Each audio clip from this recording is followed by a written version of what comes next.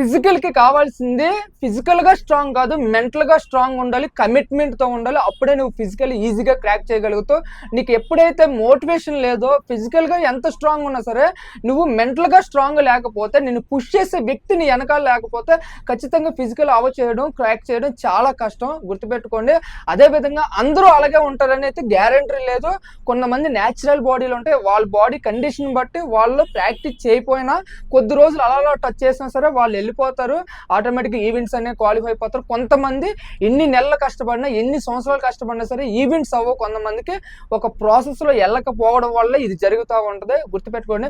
ఒక ప్రాసెస్‌లో వెళ్ళే వ్యక్తిని, ఒక ప్రాసెస్‌లో తీసుకెళ్లే కోచ్ ఎవరైనా దొరికితే మటుకు వాళ్ళ దగ్గరికి వెళ్ళి ట్రైనింగ్ చేయండి.